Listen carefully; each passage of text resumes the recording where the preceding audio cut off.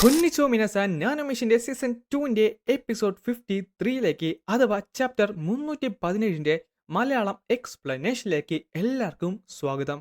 Guys, ഒരു തവണയോടെ ഞാൻ പറയുവാണ്, നമ്മളിതാ നാനോ മെഷീനുമായിട്ട് ഒഫീഷ്യലി കോട്ടപ്പ് ആയിട്ടുണ്ട്.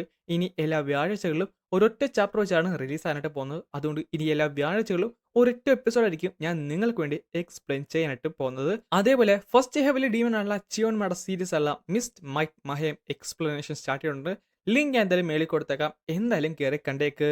കഴിഞ്ഞ എപ്പിസോഡിന്റെ അവസാനം നമ്മുടെ ഇയോൺചുവിന്റെ ചുറ്റിനും ഒരു വലിയൊരു ഗോളം തന്നെ പ്രത്യക്ഷപ്പെട്ടു, ഒരു ബ്ലാക്ക് ഹോൾ പോലത്തെ. ഇനി എന്ത് സംഭവിക്കുമെന്ന് നോക്കാം. അങ്ങനെ ഈ ചാപ്റ്റർ തുടങ്ങാൻ നേരത്ത് ഇഞ്ചി ചിയൻ പറയും ചെയ്യും, ഞാനത് വ്യക്തമായി തന്നെ കണ്ടു, അത് ഡെഫിനറ്റ്ലി ബ്ലേഡ് ക്യൂയെ തന്നെയാണ്. അത് ഇത്ര നേരം ഇയോന്റെ ശരീരത്തിന്റെ അകത്തുണ്ടായിരുന്നോ? എനിക്ക് തോന്നുന്നു നേരത്തെ കണ്ട ആ ഒരു മനുഷ്യൻ, അവൻ ആ ഒരു അവസ്ഥയിലും ഇപ്പോഴും ജീവനോടെ തന്നെയുണ്ട്. അവനായിരിക്കണം ആ ഒരു ബ്ലേഡ് ക്യൂവിനെ. ഇല്ലേ, അവിടേക്ക് നോക്കിയേ, അത് ചെറുതായി ചെറുതായി വരുവാണ്. ഇതേ സമയത്ത് ആ ഒരു ബ്ലാക്ക് സ്പിയർ നൈസായിട്ട് ചേഞ്ച് ആയിട്ട് തുടങ്ങി. അത് പതുക്കെ ചേഞ്ചായി ഇയോന്റെ ശരീരത്തിന് ചുറ്റും വന്ന് അവന്റെ ശരീരം പതുക്കെ റിവീൽ ആകാനായിട്ട് തുടങ്ങി. പിന്നെയാണ് നമ്മൾ ഇയോനെ കാണുന്നത്. പക്ഷെ എന്തോ ഒരു ചേഞ്ച് ഉണ്ടായിരുന്നു. ബേക്ചി പറയുന്നുണ്ട്, അദ്ദേഹത്തിനെ കണ്ടിട്ട് എന്തോ ഒരു വ്യത്യാസം പോലെ. അതെ, കണ്ടിട്ട് അദ്ദേഹം ഒരു ആഴമേറിയ ഒരു ഗർത്തം പോലെ. അവസാനം കാണാൻ സാധിക്കുന്നില്ല. പെട്ടെന്നാണ് ദ ഹെവൻലി ഡീമൻസോട് ആക്ടിവേറ്റ് ആയത്. എല്ലാവരും അത് കണ്ട് ഞെട്ടി. കാര്യം അത് തന്നെയാണ് അവിടേക്ക് വന്നത്. അടുത്ത സെക്കൻഡ് തന്നെ അവരെല്ലാരും മുട്ടുകൊത്തി നിന്നിട്ട് ഹെവൻലി ഡീമൺ വിജയിക്കട്ടെ എന്ന് ഉച്ചത്തി അലറുന്നുണ്ട്. ഇഞ്ചി ചുണ്ണി എന്താണ് സംഭവിക്കുന്നതെന്ന് മനസ്സിലാവുന്നില്ല. അല്ല, അത് ഉറപ്പായിട്ടും ഇയോന്റെ ശരീരത്തുള്ള ആ ഒരു ഹെവൻലി ഡീമൺ ക്യൂയെ തന്നെയാണ്. അടുത്ത സെക്കൻഡ് ആ ഒരു സോഡ് അവന്റെ കയ്യിലിട്ട് വന്നിരുന്നു. പെട്ടെന്നാണ് അവൻ മയങ്ങി പോകുന്നത്. പിന്നെ അവന് ബോധം കിട്ടാൻ നിർത്ത് അവൻ ഇരുട്ടിലായിരുന്നു. ഒന്നും തന്നെ ഫീൽ ചെയ്യാൻ സാധിക്കുന്നില്ല. കുറച്ചു മുമ്പ് വരെ അവന് ഈ പ്രകൃതിനെ തന്നെ സെൻസ് ചെയ്യാനായിട്ട് സാധിക്കുന്നു. എന്നാൽ ഇപ്പോ അതങ്ങനെയല്ല. നമ്മുടെ ഹെവലി ഡീമൺസോടും ഐ സ്റ്റാഫിന്റെ ആ ഒരു മെമ്മറിലേക്ക് നോക്കുന്നത് പോലെ, പക്ഷെ കുറച്ച് ഡിഫറൻ്റ് ആയിട്ട്. അങ്ങനെ ഇവൻ നിലത്ത് വന്നിറങ്ങി. ഇത് ശരിക്കും ഡിഫറൻ്റ് ആണ്. ഇവിടെ ബ്രൈറ്റ് അല്ല, പകരം കൂരിരുട്ട് തന്നെയാണ്. അത് മാത്രമല്ല, ഇത് വേറൊരു ഇല്യൂഷൻ അല്ല. ഈ സ്പേസ് ശരിക്കും എക്സിറ്റ് ചെയ്യുന്നുണ്ട്. ഞാനോ, നിനക്ക് കേൾക്കാമോ? ഞാനോ? ഈ സമയത്ത് ഞാനൊന്നും മിണ്ടത്തില്ല. അപ്പോ ഞാൻ കംപ്ലീറ്റ്ലി ഐസൊലേറ്റ് ചെയ്യപ്പെട്ടിരിക്കുകയാണ്. ഇതേ സമയത്ത് അവൻ പറയുകയും ചെയ്യും, എന്തായാലും ആ ഒരു പ്രിൻസിപ്പിൾ മനസ്സിലാക്കിയതിന് ശേഷമാണ് ഞാൻ ഇവിടേക്ക് വന്നത്. മിത്തിക്കൽ ക്രീച്ചേഴ്സിന്റെ എനർജി എന്തായാലും എന്റെ ഹെവലി ഡീമൻ ക്യൂയെ ഓവർടേക്ക് ചെയ്തിട്ടുണ്ട്. അത് മാത്രമല്ല, ഞാനിപ്പോ ഒരു മൈൻഡ് റിലത്തിൽ. ആ സമയത്ത് ഒരാൾ പുറകിൽ കൂടെ നടന്നു വരുന്നുണ്ടായിരുന്നു. അവൻ പറയുകയും ചെയ്യും, നീയൊട്ടും മോശമൊന്നുമല്ല. പിന്നെയാണ് ആ നേരെ മുന്നിലേക്ക് നടന്നു വന്നത്. ഇയോൺ നേരെ തിരിഞ്ഞ് ആരാണെന്ന് നോക്കുകയും ചെയ്യും. പെട്ടെന്നാണ് അവൻ പറയുന്നത്, എന്റെ ഡിസെൻഡന്റിൽ നിന്ന് ഞാൻ പിന്നെ എന്താണ് പ്രതീക്ഷിക്കേണ്ടത്? ഒറ്റ നോട്ടത്തിൽ തന്നെ അതാരാണെന്ന് ഇയോൺ ചേനി ഏകദേശ ഒരു ധാരണ കിട്ടി. ഹെവലി ഡീമൺസോന്റെ ആ ഒരു മൈൻഡ് റിലത്തിലേക്ക് കയറിയപ്പോൾ ഇത് തന്നെയായിരുന്നു. അതിലുപരി അദ്ദേഹത്തിൽ നിന്ന് ഇൻഫിനിറ്റ് ആയുള്ള ഡിമോണിക് കോറയും പിന്നെ ഒരു ലീഡറിന്റെ ഡിഗ്നിറ്റിയും എനിക്ക് സെൻസ് ചെയ്യാൻ സാധിക്കുന്നുണ്ട്. അദ്ദേഹം എന്നോടാണോ സംസാരിക്കുന്നത്? ഇവിടെ സംസാരിക്കാൻ മറ്റാരുമില്ലല്ലോ. ഏ, അല്ല, താങ്കൾ ദ ഫൗണ്ടിങ് ഹെവലി ഡീമൻ ആണോ? അപ്പോ നീ അത്രക്ക് വിഡ്ഢിയൊന്നുമല്ല. ഇത് കേട്ടപ്പോ തന്നെ ഇയോൺ മുട്ടുകുത്തിയിരുന്നു. ഞാൻ ഇയോൺ ചിയർ, the 24th leader, the heavenly demon divine കൾട്ടിന്റെ ഫൗണ്ടർ അല്ല ദി ഹെവലി ഡീമനെ ഇതാ ഗ്രീറ്റ് ചെയ്യുന്നു. അതിന്റെ ആവശ്യമില്ല.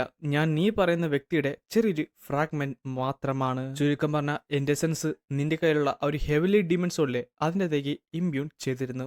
ഓ, ഇത് നേരത്തെയാണ് ഞാൻ അറിഞ്ഞിരുന്നെങ്കിൽ എനിക്ക് മനസ്സിലാത്തില്ല. പക്ഷേ ഈ ഒരു ഗ്രേറ്റ് നേച്ചറും പിന്നെ ഇപ്പോൾ ഈ മൈൻഡ് ബ്ലേഡും മൈൻഡ് ഫിസ്റ്റും എല്ലാം എക്സ്പീരിയൻസ് ചെയ്ത സ്ഥിതിക്ക് എനിക്കിത് വ്യക്തമായി തന്നെ മനസ്സിലാകുന്നുണ്ട്. നീ ഇവിടേക്ക് വന്നിട്ടുണ്ടെങ്കിൽ നീ സ്മാർട്ടാണ്. ഉള്ളത് പറഞ്ഞാൽ കുറച്ചധികം സമയത്തിന് ശേഷമേ നിന്നെ കാണുമെന്നാണ് ഞാൻ വിചാരിച്ചിരുന്നത്. പക്ഷേ നീ അതിനു മുമ്പ് തന്നെ ഈ ഒരു നത്തിങ് ലെസ് റിലത്തിലേക്ക് വന്നു. അല്ല, താങ്കൾ ശരിക്കും നൈസ്. ഞാൻ പറഞ്ഞില്ലേ, ഇത്ര ഹമ്പിളാകണ്ട കാര്യമില്ല. നീ ഇവിടേക്ക് വരാനുള്ള കാരണം എന്ന് പറയുന്നത് നിന്റെ ടാലന്റ് ആണ്. അതുകൊണ്ട് തന്നെ നീ കംപ്ലീറ്റ്ലി ദ ഡിമോണിക് ഓറയിലും ദ ഡിമോണിക് പാത്തിലും സഞ്ചരിക്കുന്നു. ഡിമോണിക് പാത്തോ? അത് കൊള്ളാം. ഇത്രയും നേരമായിട്ടും നിനക്ക് അതിനെപ്പറ്റി മനസ്സിലായില്ലല്ലേ? അടുത്ത സെക്കൻഡിലാണ് അദ്ദേഹം ആ ഒരു എനർജി അങ്ങോട്ട് റിലീസ് ചെയ്യുന്നത്. അദ്ദേഹത്തിന്റെ നോട്ടം എന്ന് പറയുന്നത് മൂർച്ചയേറിയ ഒരു വാൾ പോലെയായിരുന്നു. ഇയോണിന് അത് വിശ്വസിക്കാൻ പറ്റുന്നില്ലായിരുന്നു. നീ കണ്ട ആ ഒരു ഡ്രാഗന് ഹെവൻസിലേക്ക് ചെല്ലാനായിട്ട് സാധിച്ചില്ല. അതിനു പകരം അതിന്റെ എനർജിനെ കറപ്റ്റ് ചെയ്തിട്ട് ഡിമോണിക് എനർജി ആയിട്ട് ഞാൻ അത് എടുക്കേണ്ടേ. ചുരുക്കം പറഞ്ഞ ഡിമോണിക് പാത്തിന്റെ ഒരു ബേസിക്സ് തന്നെ ഇതാണ്. അപ്പോൾ ഈ ഡിമോണിക് എനർജി എന്ന് പറഞ്ഞ ഹെവൻസിലേക്ക് അസെൻഡ് ചെയ്യാൻ സാധിക്കാത്ത ഈ മിത്തിക്കൽ ക്രീച്ചേഴ്സിന്റെ ക്യൂയാണല്ലേ. അതുകൊണ്ടാണ് ആ ഒരു ഡാർക്ക് എനർജി ആയിട്ട് വരുന്നത്. അപ്പോൾ അതാണല്ലേ ഡിമോണിക്. ഞാൻ വെറുതെ അല്ല ആ ഒരു വിൻ വൈറ്റ് ടൈഗറിന്റെ ഭാഗത്തു നിന്നും എനിക്കത് സെൻസ് ചെയ്യാനായിട്ട് സാധിച്ചത്. പക്ഷേ അതിന്റെ കോർ എടുത്തതിന് ശേഷം അത് അതിന്റെ ഒറിജിനൽ ഫോമിൽ നിൽക്കുകയും ചെയ്തു. ഇനിയെങ്ങാനും ശരിയാണ് ആ ഒരു 2 എസൻസ് കോർ ഉള്ള കാര്യം അറിഞ്ഞിരുന്നല്ലോ. അതൊക്കെ കഴിഞ്ഞ കാര്യം. പക്ഷേ ഡിമോണിക് പാത്ത് എന്ന് പറയുന്നത് ഒരു മിത്തിക്കൽ ക്രീച്ചറിന്റെ ആ ഒരു എനർജിയാണ്. ഒരു ഫോളൻ മിത്തിക്കൽ ക്രീച്ചറിന്റെ. അല്ല, താങ്കളല്ലേ ആ ഒരു ഇമൂഗിനെ കറപ്റ്റ് ചെയ്തത്? അത് മാത്രമല്ല താങ്കൾ അതിനെ സീൽ ചെയ്തത്. അതെ, ആ ഒരു ഡ്രാഗന്റെ സ്ഥിതിക്ക് എനിക്ക് മറ്റേ മാർഗമില്ലായിരുന്നു.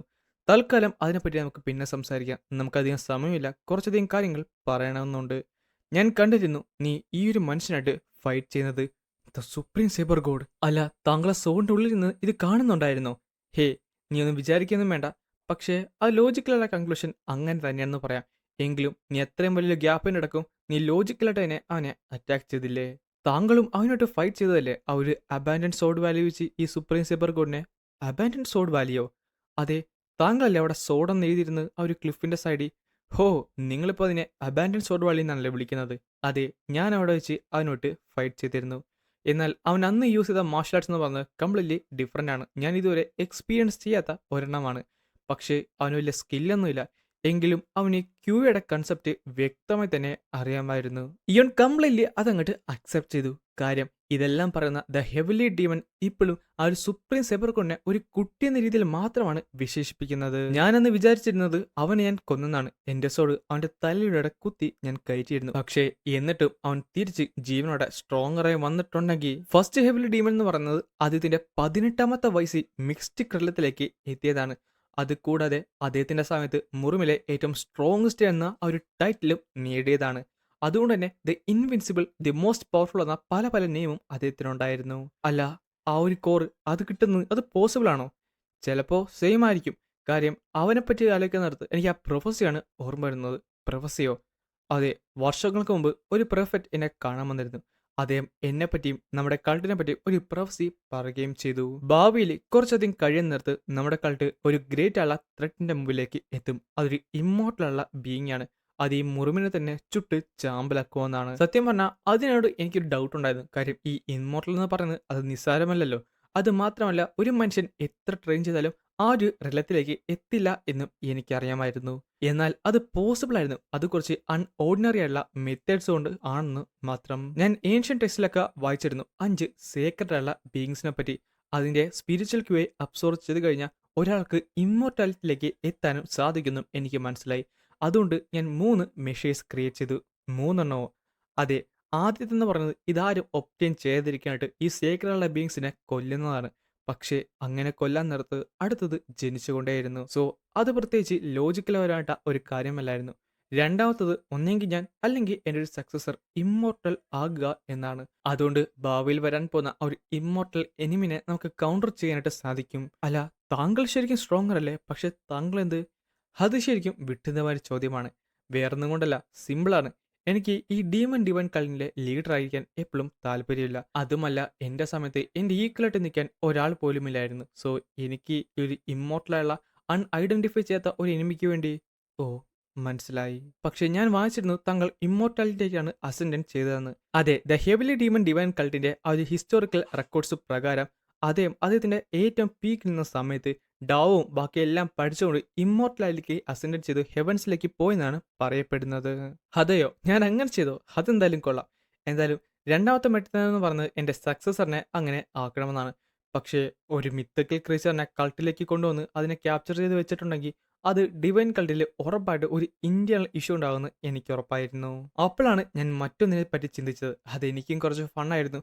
അതിലുപരി എനിക്കും ഭാവിയിലുള്ളവർക്കും വേണ്ടി അതൊരു ചലഞ്ചുമാണ്. അത് ഹെവലി ഡിമോണിക്കുമായിട്ട് റിലേറ്റഡ് ആണല്ലേ? കറക്റ്റ്. അതെ, എനിക്ക് ഇമ്മോർട്ടൽ എന്ന് പറയുന്നവനെ കൊല്ലണമെന്നുണ്ടായിരുന്നു. എന്നിട്ട് എനിക്ക് പ്രൂവ് ചെയ്യണം ഈ ഒരു ഇമ്മോർട്ടാലിറ്റി എന്ന് പറയുന്നത് അത് പോസിബിൾ അല്ലെന്ന്. പക്ഷേ ബുദ്ധിസ്റ്റിന്റെ ഡോസിന്റെ നോളജ് വെച്ചുകൊണ്ട് എനിക്ക് മറ്റൊരു കാര്യം മനസ്സിലായി. മിത്തിക്കൽ ക്രീച്ചർ എന്ന് പറയുന്നത് ഡിവൈൻ അല്ല സ്പിരിച്വൽ പവറിൽ നിന്ന് ജനിക്കുന്നവരാണ്. അത് സ്വർഗത്തിന്റെ ഭൂമിയുടെ ഇടയിലാണ്. അവരെ റെസിസ്റ്റ് ചെയ്യണമെന്നുണ്ടെങ്കിൽ ആ ഒരു സ്പിരിച്വൽ പവർ ഓപ്പോസിറ്റ് ആയിട്ട് എനിക്ക് ആവശ്യമുണ്ട്. ഡിമോണിക് ക്യൂഐ.